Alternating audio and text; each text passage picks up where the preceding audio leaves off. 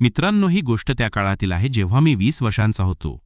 माझ्या वर्गात एक मुलगी शिकत होती. तिचं नाव अनन्या होतं. ती माझ्यापेक्षा 1 वर्षाने मोठी होती. ती केमिस्ट्रीची विद्यार्थिनी होती आणि आम्ही दोघे त्यावेळी फक्त सामान्य मित्र होतो. मी फिजिक्सचा विद्यार्थी होतो. आमच्या दोघांच्या वर्गखोल्या शेजारी शेजारी होत्या. जेव्हा जेव्हा वर्गात शिक्षक नसत तेव्हा मी दाराजवळ उभा राहायचो आणि तीही तसंच करायची. अशा प्रकारे आमच्यात बोलणं वाढत गेलं आणि वर्गातील इतर मित्र आम्हाला चिडवायला लागले. पण आम्ही दोघंही त्यांच्या बोलण्याचं वाईट मानायचो नाही आणि त्यांच्या कल्पनांना नकार द्यायचो. आता एक गोष्ट सांगतो. त्यावेळी माझी एक गर्लफ्रेंडही होती, पण ती मला फारसं भाव द्यायची नाही. ती कॉमर्सची विद्यार्थिनी होती आणि तिची वर्गखोली थोडी लांब होती. गर्लफ्रेंड असूनही मी तिला अजून हातसुद्धा लावला नव्हता.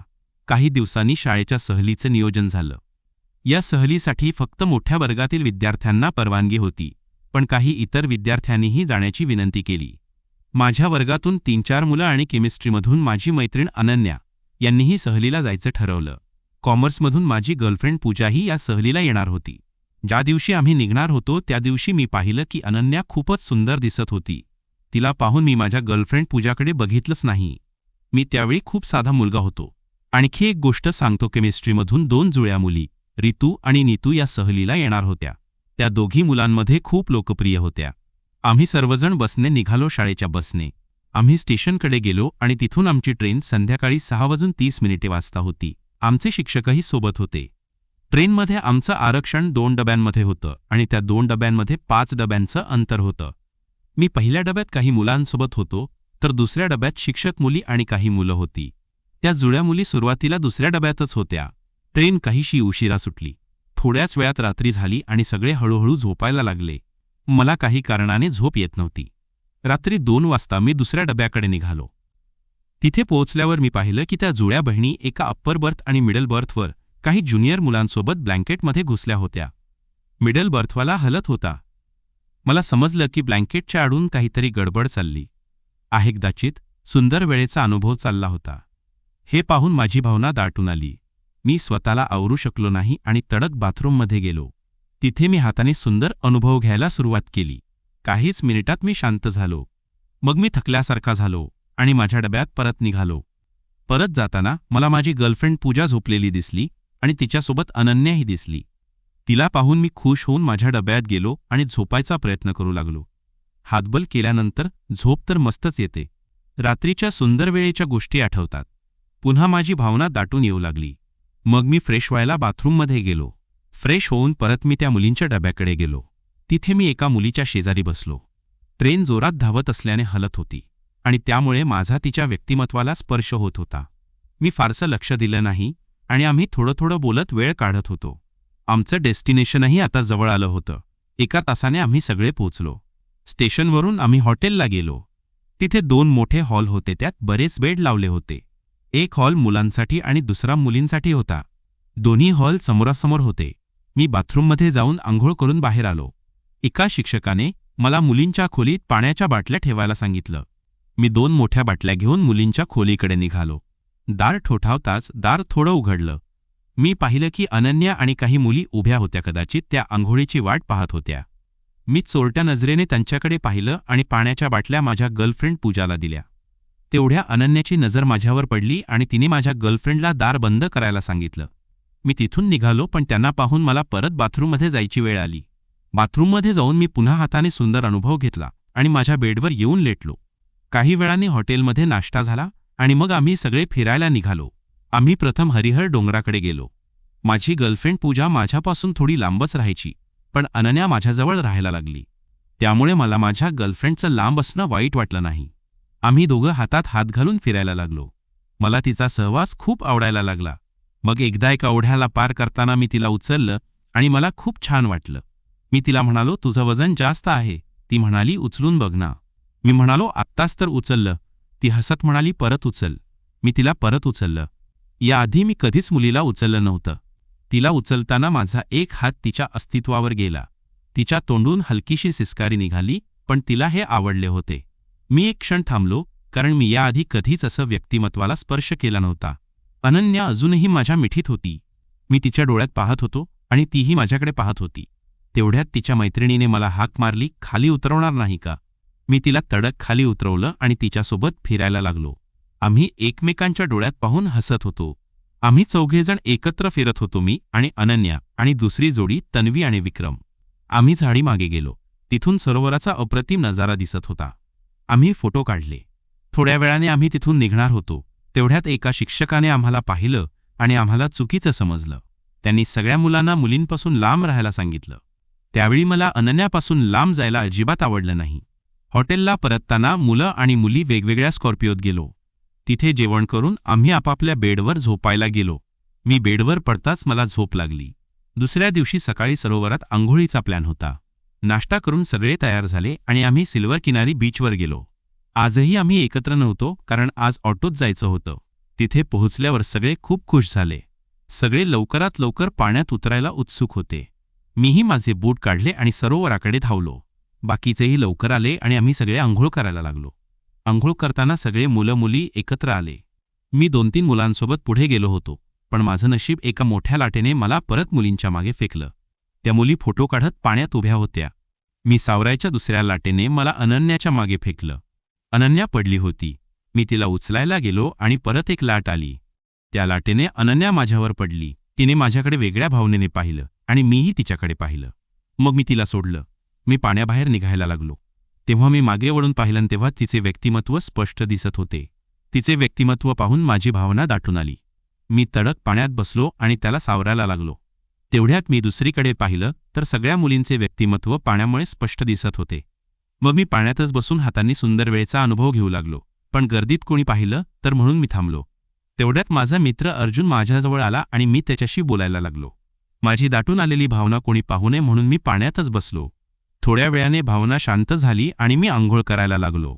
आंघोळीनंतर आम्ही सगळे त्या गिल्या कपड्यामध्येच निघालो. बऱ्याच जणांच्या कपड्यांमध्ये रेती घुसली होती.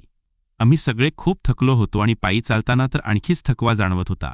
शेवटी कसंबसा आम्ही सरोवर किनाऱ्यावरून बाहेर पडलो आणि आमच्या ऑटोजवळ पोचलो. सगळेजण ऑटोमध्ये बसलो आणि थोडं विश्रांती घेतलं. ऑटोला एका छोट्या रेस्टॉरंटजवळ थांबवलं. तिथे आम्ही सगळ्यांनी हलकं-फुलकं जेवण घेतलं आणि मग हॉटेलकडे निघालो. हॉटेलवर पोहोचताच मी थेट बाथरूममध्ये शिरलो. मोकळा होऊन शॉवर चालू केला आणि वाळू काढायला सुरुवात केली, पण लक्षात आलं की वाळूमुळे हलकीशी जखम झाली होती. तेवढ्यात मला मेहराची आठवण आली आणि हाताने सुंदर अनुभव घेऊन बाहेर आलो. दुसऱ्या दिवशी संध्याकाळी आमची ट्रेन होती. सकाळी सगळे फिरायला निघाले. आमचा शिक्षक आम्हाला एका पराठा स्टॉलवर नाश्त्यासाठी घेऊन गेला. सगळेजण तिथे पराठा खात होतो. नाश्ता झाल्यावर मी बाहेर पडलो. तेव्हा रस्त्यावर एक मस्त बाईक दिसली. मी तिच्यावर बसून सेल्फी काढायला लागलो. तेवढ्यात जुळ्या बहिणींपैकी एक अनन्या माझ्यासोबत फोटो काढायला आली. मी बाईकवर होतो, ती मागे बसली. माझा मित्र विक्रमही तिथे आला आणि त्याच्यासोबत दुसरी जुळी बहीण नीतू आली. फोटो काढताना पोज बदलताना अनन्या विक्रमच्या पुढे आणि नीतू माझ्यापुढे उभ्या राहिल्या. कॅमेरामन पण खट्याळ होता. त्याने सगळ्यांना जवळ यायला सांगितलं. माझी तर अवस्था खराब झाली. 4 ते 5 फोटो काढले गेले. माझी भावना दाटून आली. मला भीती वाटायला लागली की कोणी पाहिलं तर. पण तेवढ्यात बाकीचे मित्र ग्रुप फोटोसाठी आले. फोटो झाल्यावर मी स्कार्फने भावना झाकली, पण अनन्या मला घुरघुर पाहत होती. मी नजर चोरली. विक्रम माझ्याकडे आला. तो खूप खुश दिसत होता. तेवढ्यात मेहराही माझ्यासोबत फोटो काढायला आली. ती जवळ आली, पण जुळ्या बहिणींसारखी नाही. मला मनातून वाटत होतं की ती अजून जवळ यावी. मग आम्ही ऑटोमध्ये बसलो. मी एका बाजूला होतो, माझ्या शेजारी मेहरा, तिच्या शेजारी नीतू आणि मग विक्रम. समोर 2 मुली होत्या. विक्रम काही करू शकत नव्हता. सगळे बाहेरचे नजारे पाहत होते, पण माझं लक्ष नीतूच्या हातावर होतं. ती विक्रमच्या भावनेवर हात फिरवत होती, जणू कुत्र्याला कुरवळते. विक्रमही कमी नव्हता, त्याला मजा येत होती. मग आम्ही मॉलमध्ये गेलो, कारण ट्रेन रात्री 8 वाजता होती. मॉलमध्ये सगळे 2-2, 3-3च्या ग्रुपमध्ये पांगले. मी मेहरासोबत होतो, विक्रम नीतूसोबत आणि अनन्या माझ्या गर्लफ्रेंड पूजासोबत. मला भीती वाटत होती की अनन्याने माझ्या गर्लफ्रेंडला माझ्या त्या अवस्थेबद्दल सांगितलं तर, पण सुदैवाने तसं काही झालं नाही. आम्ही हंटेड हाऊसमध्ये गेलो. मेहरा माझ्याजवळ जवळ चालत होती. विक्रम आणि नीतू अंधाराचा आणि भीतीचा पुरेपूर फायदा घेत होते. नीतूला भीती वाटली की ती विक्रमला बिलगायची. मग आम्ही बाहेर पडलो. मेहरा मला मुलींच्या कपड्यांच्या काउंटरकडे घेऊन गेली. मी लाजत होतो, पण ती मला खेचत नेली. व्यक्तिमत्वाचे कव्हर मिळणाऱ्या काउंटरवर पोचल्यावर तीच लाजली आणि मी दुसरीकडे पाहायला लागलो.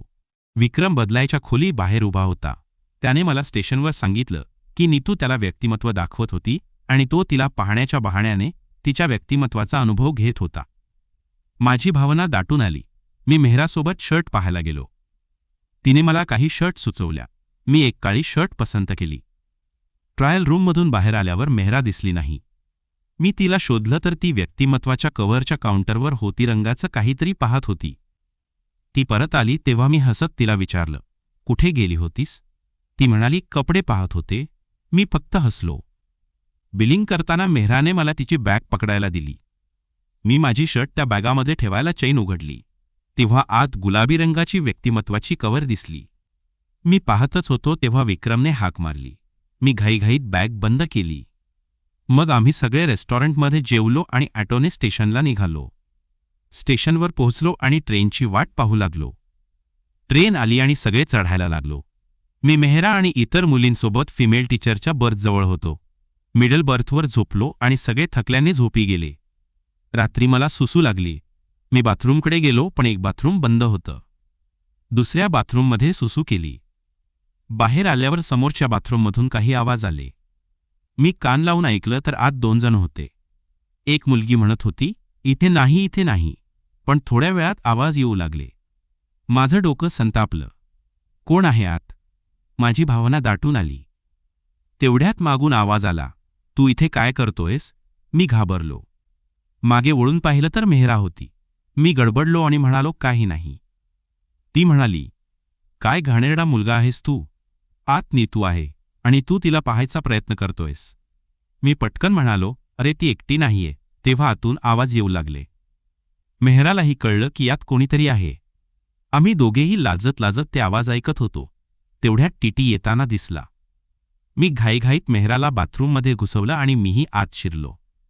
मनात वाटलं, काश ती मला सुंदर वेळेचा अनुभव देईल. टीटी सगळ्यांना उठवत होता, त्यामुळे आम्ही दोघेही घाबरलो होतो. ट्रेन हलत होती. मेहराने अडखळत विचारलं, टीटी गेला का? मी पाहिलं, टीटी गेला होता. आम्ही बाहेर पडलो. हवेमुळे घामाला थंडावा जाणवला. तेव्हा तिचे व्यक्तिमत्व मला स्पष्ट दिसले. ती लाजली आणि बाथरूममध्ये गेली. मीही बाथरूममध्ये गेलो आणि मेहराच्या आठवणीने हाताने सुंदर अनुभव घेतला. मग मी माझ्या बर्थवर गेलो. थोड्या वेळाने विक्रम आणि नीतू बाहेर आले. विक्रम तिला आधार देत होता. मी लगेच समजलो की त्याने नीतूला चांगला सुंदर वेळेचा अनुभव दिला होता. त्या रात्रीनंतर आम्ही सगळे सकाळी डेस्टिनेशनवर पोहोचलो. स्टेशनवर उतरताना मेहरा माझ्याकडे चोरट्या नजरेने पाहत होती आणि मला तिच्या डोळ्यांमध्ये काहीतरी वेगळंच दिसत होतं. विक्रम आणि नीतू पण एकमेकांशी हसत खेळत होते, पण त्यांच्याला काहीसं लपवण्याचा प्रयत्न होता. माझी गर्लफ्रेंड पूजा मात्र अजूनही माझ्यापासून थोडी लांबच होती. अनन्या जी आता माझ्या मनात जास्त जागा घेऊ लागली होती, ती माझ्याजवळ येऊन बोलायला लागली, काय रे, काल रात्री काय गडबड केलीस? तिने विचारलं. मी लाजलो आणि विषय बदलला. अरे काही नाही, फक्त झोप येत नव्हती. पण तिच्या हसण्यावरून मला कळलं की तिला काहीतरी कळलंय. हॉटेलवर पोचलो तेव्हा सगळ्यांना थोडा आराम करायला सांगण्यात आलं. दुपारचं जेवण झाल्यावर आम्ही पुन्हा फिरायला निघालो. यावेळी आम्ही एका जंगलातल्या ट्रेकिंगसाठी गेलो. शिक्षकांनी सगळ्यांना जोड्यांमध्ये राहायला सांगितलं आणि मला आश्चर्य वाटलं जेव्हा अनन्याने माझ्यासोबत जोडी बनवली. मेहरा आणि विक्रम एका ग्रुपमध्ये गेले तर माझी गर्लफ्रेंड पूजा दुसऱ्या ग्रुपसोबत होती.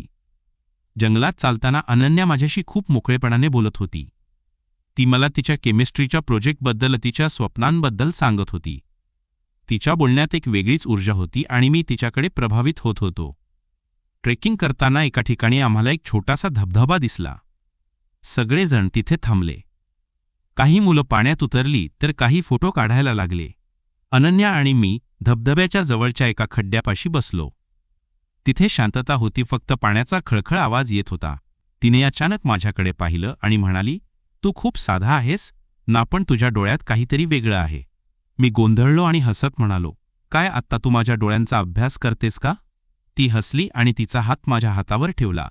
त्या क्षणी माझं मन जोरात धडकायला लागलं. तेवढ्यात मेहरा आणि विक्रम तिथे आले. मेहराने आम्हाला पाहिलं आणि खट्याळपणे म्हणाली, अरे वा, इथे काय चाललंय? अनन्याने लगेच हात काढला आणि हसत म्हणाली, काही नाही, फक्त जंगलातली शांतता अनुभवतोय. विक्रमने मला डोळे मारले आणि मला कळलं की त्याला सगळं समजलंय. आम्ही सगळे मिळून धबधब्याखाली थोडं पाणी खेळलो. अनन्या मला पाणी मारत होती आणि मी तिला परत पाणी मारत होतो. त्या खेळात आम्ही दोघं खूप जवळ आलो. एकदा ती अडखळली आणि मी तिला सावरलं. तिच्याजवळ असताना मला पुन्हा तीच भावना जाणवली, पण यावेळी मी स्वतःला सावरलं. संध्याकाळी हॉटेलवर परतलो तेव्हा सगळेजण ट्रिपच्या आठवणी शेअर करत होते. माझी गर्लफ्रेंड पूजा माझ्याशी थोडं बोलली, पण मला तिच्याशी आता तितकं कनेक्शन जाणवत नव्हतं. रात्री डिनरनंतर सगळेजण हॉलमध्ये बसून गप्पा मारत होते. अनन्या माझ्या शेजारी बसली होती आणि ती माझ्याशी हळूच बोलत होती. तिने मला विचारलं, तुझी गर्लफ्रेंड तुझ्याशी का इतकं कमी बोलते? मी काहीतरी कारण सांगितलं, पण मनातून मला कळलं की माझं मन आता अनन्याकडे जास्त आहे. रात्री उशिरा जेव्हा सगळे झोपायला गेले मी आणि अनन्या हॉलच्या बाहेर गप्पा मारत बसलो. तिथे एक छोटी बाल्कनी होती आणि तिथून सरोवराचा आवाज येत होता. ती म्हणाली, मला तुझ्यासोबत सुंदर वेळ घालवायला खूप आवडतंय. माझं मन आनंदाने भरून गेलं. मी तिच्याकडे पाहिलं आणि म्हणालो, मलाही अनन्या तुझ्यासोबत असताना सगळं कसं हलकं-फुलकं वाटतं. तिने माझ्याकडे पाहिलं आणि त्या क्षणी आम्ही दोघंही एकमेकांच्या डोळ्यात हरवून गेलो. तिने हळूच माझा हात धरला आणि मी तिचा हात घट्ट पकडला. त्या रात्री आम्ही फक्त बोलत बोलत राहिलो, पण त्या बोलण्यात एक वेगळीच जादू होती. दुसऱ्या दिवशी सकाळी आम्ही परतीच्या प्रवासाला निघालो. ट्रेनमध्ये यावेळी मी आणि अनन्या एकाच डब्यात होतो. मेहरा आणि विक्रम दुसऱ्या डब्यात होते, तर माझी गर्लफ्रेंड पूजा शिक्षकांसोबत होती. अनन्या माझ्या शेजारी बसली होती आणि ती माझ्याशी सतत बोलत होती. तिने मला तिच्या फोनमध्ये काही फोटो दाखवले आणि त्या फोटोमध्ये आम्ही दोघंही खूप आनंदी दिसत होतो. ट्रेन हळूहळू धावत होती आणि माझं मन मात्र अनन्याच्या जवळ जास्त धावत होतं. तिने माझ्या खांद्यावर डोकं ठेवलं आणि त्या क्षणी मला वाटलं की ही ट्रिप माझ्या आयुष्यातली सर्वात सुंदर आठवण बनणार आहे. घरी पोचल्यावर मला माझ्या गर्लफ्रेंड पूजाशी बोलण्याची गरज वाटली. मी तिला भेटलो आणि प्रामाणिकपणे सांगितलं की मला आता तिच्यासोबत पुढे जायचं नाहीये. ती थोडी नाराज झाली, पण तिने मला समजून घेतलं आणि आता मला स्वतःला खूप हलकं वाटत होतं. पण त्याचवेळी माझ्या मनात अनन्याबद्दलच्या भावनांमुळे एक वेगळाच गोंधळ उभा राहिला होता. ती माझी फक्त मैत्रीण होती की माझ्या मनात तिच्याबद्दल काहीतरी जास्त आहे, हा प्रश्न मला सतत सतावत होता. शाळा पुन्हा सुरू झाली आणि माझं लक्ष आता फक्त अनन्यावर होतं. ती केमिस्ट्रीच्या वर्गात असायची आणि मी फिजिक्सच्या वर्गात. पण जेव्हा जेव्हा वर्गात शिक्षक नसायचे तेव्हा मी दाराजवळ उभा राहायचो आणि तीही नेहमीप्रमाणे तिथे यायची. त्या सहलीनंतर आमच्यातलं नातं काहीसं बदललं होतं. तिच्या बोलण्यात एक वेगळी जवळीक जाणवायची आणि तिच्या हसण्यात मला माझ्यासाठी काहीतरी खास वाटायचं. एक दिवस दुपारी जेव्हा आम्ही दोघंही दाराजवळ उभे होतो, तिने मला अचानक विचारलं, काय रे, तुझ्या गर्लफ्रेंडचं काय झालं? तिच्या डोळ्यात खट्याळपणा होता, पण त्याचवेळी एक कुतूहलही होतं. मी हसलो आणि म्हणालो, अरे ती आता माझी गर्लफ्रेंड नाही, आमचं ब्रेकअप झालं. तिच्या चेहऱ्यावर एक क्षणासाठी आश्चर्य दिसलं आणि मग ती हसत म्हणाली, अरे वा, म्हणजे आता तू सिंगल आहेस? मी लाजलो आणि फक्त होकारार्थी मान हलवली. तिने माझ्याकडे पाहिलं आणि हळूच म्हणाली, चांगलं आहे, कधी कधी सिंगल असणंही मजेदार असतं. तिच्या त्या वाक्याने माझं मन पुन्हा धडधडायला लागलं. त्या दिवसापासून आमचं बोलणं आणखी वाढलं. आम्ही शाळेनंतर कधीकधी लायब्ररीत एकत्र अभ्यास करायचो. ती मला तिच्या केमिस्ट्रीच्या नोट्स समजावून सांगायची आणि मी तिला फिजिक्सली काही सोपी ट्रिक्स शिकवायचो. आमच्या या अभ्यासाच्या सेशनमध्ये आम्ही खूप हसायचो, एकमेकांना चिडवायचो आणि कधीकधी गप्पा मारताना वेळ कसा निघून जायचा हे कळायचंच नाही. एकदा तिने मला विचारलं, तुला खरंच फिजिक्स आवडतं की तू फक्त मला इम्प्रेस करण्यासाठी फिजिक्स शिकतोस? मी हसत म्हणालो, अरे फिजिक्स मला खरंच आवडतं, पण तुझ्यासोबत अभ्यास करताना ते अजून मजेदार वाटतं. ती लाजली आणि तिच्या गालांवर लालिमा पसरली. काही आठवड्यांनी शाळेत वार्षिक स्नेहसंमेलनाचे आयोजन झालं. सगळे विद्यार्थी उत्साहात होते. मी आणि अनन्या दोघांनीही सांस्कृतिक कार्यक्रमात भाग घ्यायचं ठरवलं. अनन्याने एका नाटकात भाग घेतला, तर मी माझ्या मित्रांसोबत एक डान्स परफॉर्मन्स करणार होतो. आमच्या प्रॅक्टिसच्या वेळा वेगवेगळ्या होत्या, पण जेव्हा जेव्हा आम्हाला वेळ मिळायचा तेव्हा आम्ही एकमेकांना भेटायचो आणि एकमेकांचा परफॉर्मन्स बघायचो. नाटकाच्या प्रॅक्टिस दरम्यान एकदा मी अनन्याला स्टेजवर पाहिलं. ती एका गावच्या मुलीच्या भूमिकेत होती आणि तिच्या अभिनयाने सगळे थक्क झाले होते. तिच्या डोळ्यात एक वेगळीच समता होती आणि ती स्टेजवर इतकी आत्मविश्वासाने वावरत होती की मला तिच्याकडे पाहत राहावं वाटलं. प्रॅक्टिस संपल्यावर मी तिला भेटलो आणि म्हणालो, अनन्या, तू खरंच कमाल आहेस. तुझा अभिनय पाहून मला वाटलं की मी खरंच गावात आहे. ती हसली आणि म्हणाली, अरे आता तुझी डान्सची बारी आहे. मला तुझा परफॉर्मन्स बघायचा आहे.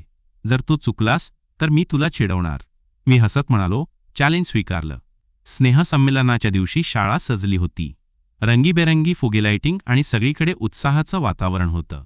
माझा डान्स परफॉर्मन्स दुपारी होता आणि अनन्याचं नाटक संध्याकाळी. मी माझ्या मित्रांसोबत स्टेजवर गेलो. आमचा डान्स हिपहॉप स्टाईलचा होता आणि आम्ही सगळ्यांनी खूप मेहनत घेतली होती. जेव्हा आमचा परफॉर्मन्स सुरू झाला तेव्हा मी प्रेक्षकांमध्ये अनन्याला शोधलं. ती पहिल्या रांगेत बसली होती आणि तिच्या चेहऱ्यावरचं हसू पाहून मला एक वेगळाच आत्मविश्वास आला. आमचा परफॉर्मन्स खूप चांगला झाला आणि प्रेक्षकांनी टाळ्यांचा कडकडाट केला. परफॉर्मन्स संपल्यावर अनन्या मला भेटली आणि म्हणाली, "काय रे, तू तर मला चक्कर आणलीस. इतका छान डान्स कधी शिकला?" मी हसत म्हणालो, "तुझ्यासाठी शिकला अनन्या." ती लाजली आणि हळूच माझ्या हाताला स्पर्श करत म्हणाली, "आता माझी बारी आहे. तू माझं नाटक पाहायला ये, ठीक आहे?" संध्याकाळी अनन्याचं नाटक सुरू झालं. ती स्टेजवर आली आणि तिच्या प्रत्येक संवादाने प्रेक्षकांना खिळवून ठेवलं. तिच्या अभिनयात एक वेगळी जादू होती. नाटक संपल्यावर मी तिला भेटायला गेलो. ती अजूनही त्या गावच्या मुलीच्या पेहरावात होती आणि तिला पाहून माझं मन पुन्हा धडधडायला लागलं. मी तिला म्हणालो, "अनन्या, तू खरंच स्टार आहेस. तुझा अभिनय पाहून मला वाटलं की मी तुझ्या प्रेमात पडलो." ती हसली आणि म्हणाली, "अरे, आता तुझं प्रेम उशिरा जागलं का?" तिच्या त्या वाक्याने माझ्या मनातलं सगळं गोंधळ पुन्हा वर आलं. मी फक्त हसलो आणि विषय बदलला. स्नेहसंमेलनानंतर आमचं नातं आणखी घट्ट झालं. आम्ही आता रोज शाळेनंतर थोडा वेळ एकत्र घालवायचो. एकदा आम्ही शाळेजवळच्या एका छोट्या उद्यानात गेलो. तिथे एक झाडाखाली बसून आम्ही गप्पा मारत होतो. ती मला तिच्या कॉलेजच्या योजनांबद्दल सांगत होती. ती केमिस्ट्री घेऊन डॉक्टरीच्या दिशेने जाणार होती, तर मी इंजिनिअरिंगच्या तयारीत होतो. तिने मला विचारलं, "तू इंजिनिअरिंग का निवडलंस?" मी हसत म्हणालो, "मला फिजिक्स आवडतं आणि मला वाटतं की मी त्यात चांगलं करू शकतो. पण तुझ्यासारखी हुशार मैत्रीण असेल तर मला काहीच टेन्शन नाही." ती हसली आणि म्हणाली, "हुशार तर तूही आहेस, पण तुझ्या या गोड बोलण्याने मला नेहमी हसवतं." त्या संध्याकाळी जेव्हा सूरज मावळत होता आणि उद्यानात शांतता पसरली होती, तिने अचानक माझा हात धरला. माझं मन जोरात धडकायला लागलं. ती हळूच म्हणाली, "तू मला खूप आवडतोस. तुझ्यासोबत असताना मला खूप सुरक्षित आणि आनंदी वाटतं." तिचे शब्द ऐकून मला काय बोलावं सुचेना. मी फक्त तिच्या डोळ्यात पाहिलं आणि म्हणालो, "अनन्या, मला तुझ्याशिवाय आता काहीच सुंदर वाटत नाही." त्या क्षणी आम्ही दोघंही एकमेकांच्या जवळ आलो आणि मी तिला पापी दिली आणि ती लाजली. त्या संध्याकाळी आम्ही बराच वेळ तिथेच बसलो, हातात हात घालून गप्पा मारत. ती मला तिच्या लहानपणीच्या आठवणी सांगत होती, तिच्या आईवडिलांबद्दल, तिच्या स्वप्नांबद्दल. तिच्या बोलण्यात एक साधेपणा होता, पण त्याचवेळी तिच्या शब्दांमध्ये एक प्रेरणा होती. ती म्हणाली, "मला डॉक्टरी क्षेत्रात काहीतरी मोठं करायचं आहे. माझ्या गावातल्या लोकांना चांगली आरोग्य सुविधा मिळावी यासाठी मी काम करणार आहे." तिच्या या स्वप्नाने मला विचार करायला भाग पाडलं. मी स्वतःला विचारलं, माझं स्वप्न काय आहे? मी फक्त इंजिनिअरिंग करणार आहे, पण त्यामागे माझा खरा उद्देश काय आहे? त्या रात्री घरी परतताना माझं मन विचारांनी भरलं होतं. अनन्याच्या बोलण्याने माझ्या मनात एक नवीन ऊर्जा निर्माण झाली होती. मी ठरवलं की मी फक्त इंजिनिअरिंग करणार नाही, तर माझ्या ज्ञानाचा उपयोग समाजासाठी काहीतरी चांगलं करण्यासाठी करणार आहे. पण त्याचवेळी माझ्या मनात अनन्याबद्दलच्या भावनाही वाढत होत्या. ती मला खूप आवडायला लागली होती आणि मला वाटत होतं की मी तिला माझ्या भावना सांगाव्या, पण मला भीतीही वाटत होती. जर तिने मला नकार दिला तर? जर आमचं नातं तुटलं तर? शाळेत परत गेल्यावर आमचं नातं आणखी गहिरं झालं. आम्ही रोज लायब्ररीत भेटायचो, अभ्यास करायचो आणि कधीकधी शाळेनंतर जवळच्या चहाच्या टपरीवर चहा प्यायला जायचो. तिथे बसून आम्ही आयुष्याबद्दल, स्वप्नांबद्दल आणि कधीकधी अगदी मूर्खपणाच्या गोष्टींवरही हसायचो. अनन्याच्या सहवासात मला एक वेगळीच शांती मिळायची. ती मला नेहमी प्रोत्साहन द्यायची, माझ्या फिजिक्सच्या तयारीसाठी मला टिप्स द्यायची आणि माझ्या प्रत्येक छोट्या यशाचं कौतुक करायची. एकदा फिजिक्सच्या एका कठीण विषयावर मी खूप तणावात होतो. मला एक प्रॉब्लेम काही केल्या सुटत नव्हतं. मी अनन्याला माझी अडचण सांगितली आणि ती हसत म्हणाली, "अरे, तुझ्या फिजिक्सच्या प्रेमाची परीक्षा आहे ही. चल मला दाखव." ती प्रॉब्लेम तिनं माझ्या नोट्स पाहिल्या आणि जरी ती केमिस्ट्रीची विद्यार्थिनी असली तरी तिनं मला त्या प्रॉब्लेमचं लॉजिक इतक्या सोप्या पद्धतीने समजावलं की मला आश्चर्य वाटलं. त्या दिवशी मला कळलं की अनन्या फक्त हुशारच नाही, तर तिच्याकडे गोष्टी सोप्या करून सांगण्याची एक खास कला आहे. काही दिवसांनी शाळेत एक सायन्स अफेअर आयोजित करण्यात आला. अनन्याने तिच्या केमिस्ट्रीच्या प्रोजेक्टसाठी एक मॉडेल तयार केलं होतं, ज्यामध्ये तिने गावातल्या पाण्याच्या शुद्धीकरणासाठी एक स्वस्थ आणि पर्यावरणपूरक पद्धत दाखवली होती. मी तिच्या मॉडेलकडे पाहून थक्क झालो. तिच्या प्रोजेक्ट मागची मेहनत आणि तिची समाजाप्रतीची काळजी मला स्पष्ट दिसत होती. मीही माझ्या फिजिक्सच्या ज्ञानाचा उपयोग करून एक छोटं मॉडेल बनवलं होतं, ज्यामध्ये मी सौर ऊर्जेवर चालणाऱ्या एका छोट्या मशीनचं गणिती मॉडेल दाखवलं होतं. माझं मॉडेल फारसं परफेक्ट नव्हतं, पण अनन्याने मला खूप प्रोत्साहन दिलं. ती म्हणाली, "तुझं मॉडेल छोटं आहे, पण तुझी आयडिया खूप मोठी आहे. तू जर असंच मेहनत केलीस तर तू खूप मोठं काहीतरी करशील." सायन्स अफेअरच्या दिवशी अनन्याचं मॉडेल सगळ्यांचं लक्ष वेधून घेत होतं. तिच्या प्रोजेक्टला पहिलं बक्षीस मिळालं आणि ती स्टेजवर गेली. तेव्हा तिच्या चेहऱ्यावरचा आनंद पाहून मला खूप अभिमान वाटला. मी तिला टाळ्या वाजवताना पाहत होतो आणि माझ्या मनात एक ठरवलं की मला माझ्या आयुष्यात तिच्यासारखीच प्रेरणा घेऊन काहीतरी मोठं करायचं आहे. सायन्स अफेअरनंतर आम्ही दोघंही शाळेच्या ग्राउंडवर बसलो होतो. ती मला तिच्या बक्षिसाबद्दल सांगत होती आणि मी तिचं कौतुक करत होतो. तेव्हा अचानक तिने मला विचारलं, तू मला कधी सांगणार आहेस? मी गोंधळलो आणि म्हणालो, काय सांगणार? ती हसली आणि म्हणाली, अरे तुझ्या डोळ्यात सगळं दिसतंय. तुला माझ्याबद्दल काय वाटतं ते सांग ना. माझं हृदय जोरात धडकायला लागलं. मी एक क्षण थांबलो आणि मग हिम्मत करून म्हणालो, अनन्या, तू माझ्यासाठी खूप खास आहेस. तुझ्याशिवाय माझं आयुष्य अपूर्ण आहे. मी तुझ्यावर प्रेम करतो. तिच्या चेहऱ्यावर एक गोड हसू पसरलं. तिने माझा हात धरला आणि हळूच म्हणाली, मलाही तू खूप आवडतोस, पण आपण आता कॉलेजच्या तयारीत आहोत. आपली स्वप्न खूप मोठी आहेत. मला वाटतं आपण आधी आपली स्वप्न पूर्ण करूया आणि मग आपल्या नात्याबद्दल विचार करूया. तिच्या शब्दांनी मला एकाच वेळी आनंद आणि थोडी निराशा दिली, पण मी तिच्या निर्णयाचा आदर केला. ती बरोबर होती. आम्ही दोघंही आमच्या करिअरच्या सुरुवातीला होतो आणि आम्हाला आमच्या स्वप्नांसाठी मेहनत करायची होती. त्या दिवसापासून आम्ही दोघांनी आमच्या मैत्रीला दिशा दिली. आम्ही एकमेकांना प्रोत्साहन द्यायचो, एकमेकांच्या स्वप्नांना पाठिंबा द्यायचो. अनन्या मला तिच्या डॉक्टरी प्रवेश परीक्षेच्या तयारीबद्दल सांगायची आणि मी तिला माझ्या इंजिनिअरिंग प्रवेश परीक्षेच्या तयारीबद्दल सांगायचो. आम्ही एकमेकांना अभ्यासात मदत करायचो आणि कधीकधी रात्री उशिरापर्यंत फोनवर गप्पा मारायचो. तिच्या बोलण्यातून मला नेहमी प्रेरणा मिळायची. काही महिन्यांनी आमच्या दोघांचीही प्रवेश परीक्षा झाली. अनन्याला तिच्या डॉक्टरी प्रवेश परीक्षेत चांगले मार्क मिळाले आणि तिला एका नामांकित मेडिकल कॉलेजमध्ये प्रवेश मिळाला. मला इंजिनिअरिंगच्या एका चांगल्या कॉलेजमध्ये प्रवेश मिळाला, पण आमची कॉलेजेस वेगवेगळ्या शहरात होती. जेव्हा आम्ही शेवटचं शाळेत भेटलो तेव्हा अनन्याने मला एक छोटंसं पत्र दिलं. त्या पत्रात तिने लिहिलं होतं, प्रिय मित्रा, तुझ्यासोबत घालवलेला प्रत्येक क्षण माझ्यासाठी खास आहे. तू मला नेहमी प्रेरणा दिलीस आणि तुझ्यामुळे मला माझ्या स्वप्नांवर विश्वास ठेवायला शिकवलं. आता आपण वेगवेगळ्या रस्त्यांवर जाणार आहोत, पण मला विश्वास आहे की आपली मैत्री आणि आपली स्वप्न आपल्याला पुन्हा एकत्र आणतील. तुझी स्वप्न पूर्ण कर आणि मला नेहमी आठवण ठेव. तुझी अनन्या. त्या पत्राने माझं मन भरून आलं. मी तिला मिठी मारली आणि म्हणालो, अनन्या, तू माझ्यासाठी नेहमी खास राहशील. आपण कधीही संपर्क तोडणार नाही. तिने डोळे पुसत हसत होकार दिला. कॉलेज सुरू झालं आणि आम्ही दोघंही आमच्या नवीन आयुष्यात व्यस्त झालो, पण आम्ही फोनवर बोलायचो, मेसेज करायचो आणि कधीकधी सुट्ट्यांमध्ये भेटायचो. अनन्याने तिच्या मेडिकल कॉलेजमध्ये एक सामाजिक उपक्रम सुरू केला होता, ज्यामध्ये ती गावातल्या गरीब लोकांना मोफत आरोग्य तपासणी करायची. तिच्या या कामाबद्दल ऐकून मला खूप अभिमान वाटायचा. मीही माझ्या इंजिनिअरिंग कॉलेजमध्ये एक छोटा स्टार्टअप सुरू केला, ज्यामध्ये मी स्वस्थ आणि पर्यावरणपूरक सौरऊर्जा यंत्रणा बनवण्यावर काम करत होतो. काही वर्षांनी जेव्हा आम्ही दोघंही आमच्या कॉलेजच्या शेवटच्या वर्षात होतो, आम्ही एका सामाजिक उपक्रमाच्या निमित्ताने पुन्हा भेटलो. अनन्याने तिच्या गावात एक मोठा आरोग्य शिबिर आयोजित केला होता आणि तिने मला तिथे बोलावलं होतं.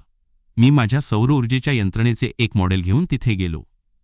त्या शिबिरात अनन्याने गावातल्या लोकांना मोफत औषध आणि तपासणी दिली, तर मी माझ्या मॉडेलद्वारे गावातल्या शाळेला सौर ऊर्जेवर चालणारी लाइटिंग सिस्टीम बसवली. त्या शिबिरात अनन्याला पाहताना मला तिच्याबद्दलचा आदर आणि प्रेम आणखी वाढलं. ती आता फक्त माझी मैत्रीण नव्हती, तर एक प्रेरणास्थान बनली होती. शिबिर संपल्यावर आम्ही गावातल्या एका छोट्या तलावाकाठी बसलो.